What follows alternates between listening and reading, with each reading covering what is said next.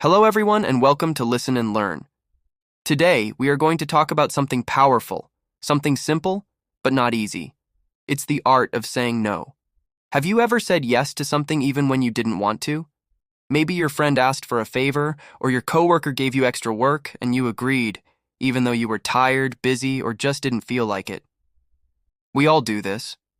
We say yes because we don't want to disappoint people, or we're afraid they'll think we're rude or lazy. But here's the truth. Saying no is not selfish. It's smart. It's a way to protect your time, your energy, and your peace of mind. From a young age, many of us are taught that saying no is wrong. We learn to please others, to be kind, polite, and helpful. And those are good things, of course. But when we say yes to everything, we lose control of our own time.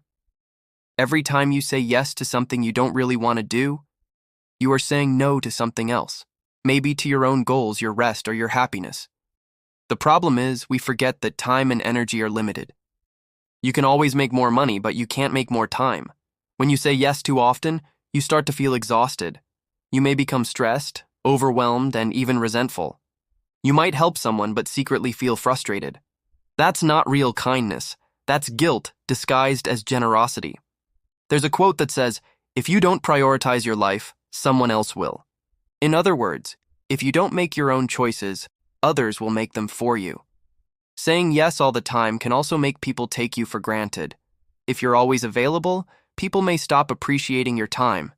But when you learn to say no respectfully, you teach others to respect you too.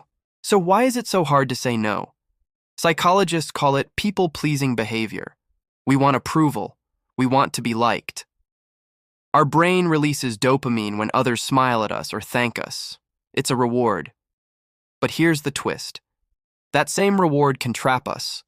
We start saying yes just to avoid feeling uncomfortable, and every time we do, our personal boundaries get weaker. Learning to say no is not just a social skill. It's emotional training. You are teaching your brain that it's okay to disappoint others sometimes if it means taking care of yourself. So how can we say no politely and confidently? Here are a few simple ideas. Be direct but kind. You don't need long excuses. Just say, "I'm sorry, I can't right now." Or, "Thanks for asking, but I have other priorities." Short, clear, and respectful. You can also use the not now strategy. Say, "I can't right now, but maybe later."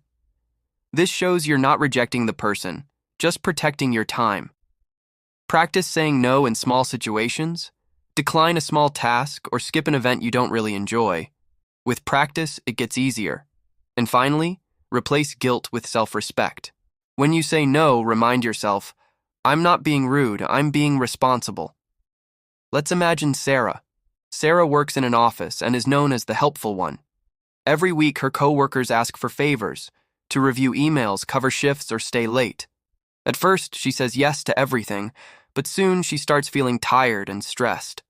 Her own projects fall behind. One day, she decides to change. When a coworker asks for help, she smiles and says, "I'm sorry, I can't help today. I have my own tasks to finish." At first, she feels guilty, but later, she notices something amazing. People still like her, and they start to respect her time. She finishes her work earlier and feels more relaxed. Saying no didn't make her lose friends, it made her gain control. Life is about balance. You don't have to say no to everything. That would make you selfish. But the goal is to say yes only when it feels right. Here's a simple rule. If it's not a hell yes, it's probably a no. Your time is like your phone battery. If you give it away carelessly, you'll run out before the day ends. Protecting your energy isn't just about refusing tasks. It's about avoiding negativity, people who constantly complain, gossip, or drain your motivation. You can say no to that too. You can say no to comparison, no to toxic habits, no to things that make you feel small. Every no creates space for something better. Time for growth, rest, and peace. Saying no is an act of self-respect. It's choosing peace over pressure, purpose over guilt. When you learn to say no, you become stronger, calmer, and more in control of your life. So next time someone asks for something, pause for a second. Ask yourself, do I really want to do this? Does this align with my goals? If the answer is no, say it with confidence and kindness. Because your time and energy are precious, spend them wisely. Thank you for listening to Listen and Learn. If you enjoyed this lesson, don't forget to subscribe, like, and share for more English listening practices and motivational stories. See you next time.